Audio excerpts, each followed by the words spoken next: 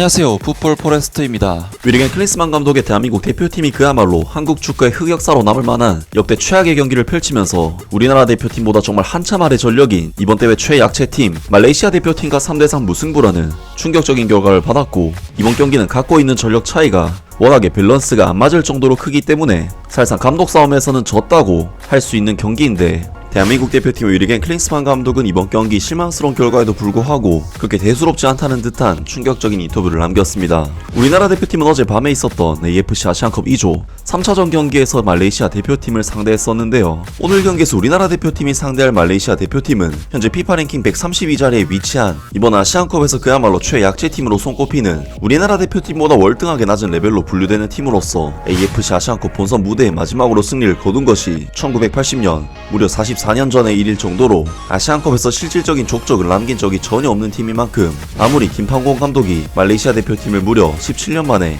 아시안컵 본선에 올려놓는 좋은 능력을 발휘해냈다곤 하나 우승을 노리는 우리 대표팀과는 미스매치에 가까운 라인업이라고 할 수 있었습니다.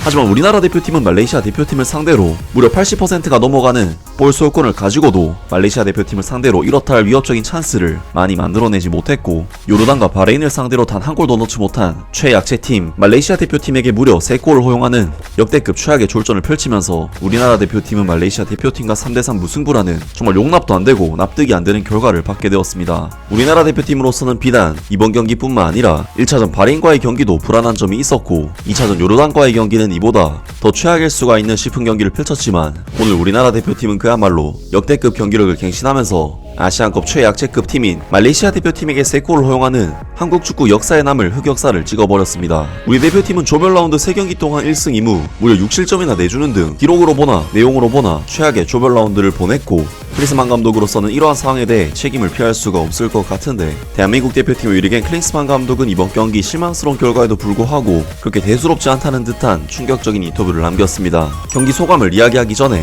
우선 양팀 합쳐 6골이 터진 흥미진진한 경기였다. 경기가 끝나기 전 말레이시아가 득점을 하며 박진감이 넘쳤다. 화가 나고 불만도 있다. 3실점 중 2실점은 아쉬운 판정이기도 하다. 상대 페널티킥 판정도 그렇고 황인범의 파울이 가해진 장면에서 득점이 인정된 것도 상당히 안타깝다.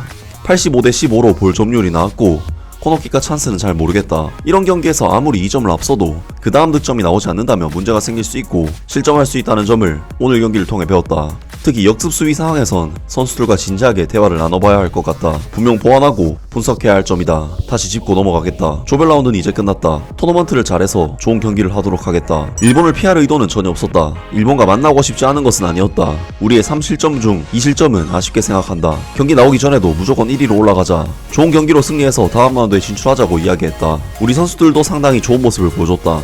찬스도 많았다. 반대로 말레이시아도 칭찬하고 싶다. 끝까지 포기하지 않는 모습이었다. 우리 선수들은 단 한순간도 포기하지 않고 최선을 다했다. 결과는 아쉽게 생각한다. 우리의 중요한 목표는 승리였고 1위로 16강에 진출하고자 했다. 조별리그와 토너먼트에서의 양상은 분명 다를 거라 생각한다. 하지만 이번 대회 어느 팀이든 쉬운 팀은 없는 것 같다. 바레인, 요르단, 오늘 말레이시아까지 상당히 어려운 경기를 했다. 이번 대회 경기들을 보면서 어느 한 팀도 존중하지 않으면 안 된다는 걸 느낀다. 긍정적인 부분도 보였다. 경기력 측면에서 좋은 점도 많이 만들었다. 이 실점에 대한 부분은 경기 흐름이나 양상을 많이 바꿨지만 긍정적인 부분도 상당히 많다. 가장 긍정적인 것은 황희찬, 김진수가 부상 복귀에 많은 옵션이 생긴 것 같아 고무적이다. 사우디아라비아와 만날 가능성이 크지만 누가 나오든 어려운 경기가 될 것이다. 그러나 모든 상대를 꺾어야 우승을 한다. 다음 경기를 잘 준비해서 8강에 진출하는 것이 우리의 목표다. 전술적인 부분은 선수들과 진지하게 대화를 나눠야 할 것 같다. 역습 수비 장면은 선수들도 분명 한 번쯤은 짚고 넘어가고 다같이 보완해야 한다. 진지하게 분석하고 선수들과 대화를 할 것이다. 고무적인 것은 오늘 경고 누적이 생기지 않았다. 1차전 경고 5장, 2차전 2장, 오늘 들어오기 전에 7장의 경고를 받고 임했는데 역습 수비를 하는 과정에서 파울이나 경합에서 경고가 나올 수 있었음에도 경고 누적 없이 토너먼트에 진출하게 되어 고무적이다. 경고에 대한 걱정은 있었다. 16강 경기 운영에 어려움이 있을 수도 있었는데 다행이었다. 전술적인 것은 분석을 하고 선수들과 이야기를 나눠봐야 할 것이다. 분명히 지금도 우승이 가능하다고 생각한다. 이번 대회뿐만 아니라 10개월 동안 한국 대표팀 감독으로서 많은 경기를 했다. 경쟁력이 있는 팀이 많다는 것을 느꼈다. 전술적으로나 수비적으로 뚜렷한 색깔로 팀을 운영하는 팀이 많이 있다. 얼마나 상대가 경쟁력 있는지를 느꼈던 오늘이었다. 아시아 지역이 상당히 경쟁력이 높아지고 있다는 생각이 든다. 동남아시아든 동아시아든 모든 지역의 팀들이 명확한 색깔을 가지고 있다고 확인했다.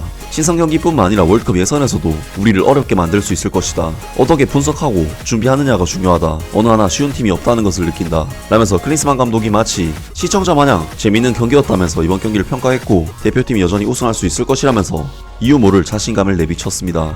물론 클린스만 감독을 맹목적으로 비난할 생각은 없고 무조건적으로 비난해서는 안 되지만 결국 축구는 결과로 증명을 해야 하는 스포츠이기 때문에 클린스만 감독으로서는 지금의 부정적 여론을 바꾸기 위해 오직 좋은 성적만이 반전을 만들 수 있는 수단이라고 할 수 있는데요. 하지만 우리 대표팀은 이제는 단 한 게임도 패배해서는 안 되는 토너먼트에 돌입하기 때문에 두 번 다시 기회가 오지 않는 상황인 만큼 지금의 경기력으로는 팬들의 우려와 걱정이 커질 수밖에 없고 클린스만 감독이 여전히 우승이 가능하다고 확신을 하는 그 이유를 경기장에서 하루빨리 보여주었으면 좋겠습니다. 아무튼 오늘 영상은 여기까지고요. 영상 재밌게 보셨다면 구독과 좋아요 그리고 댓글 부탁드립니다. 감사합니다.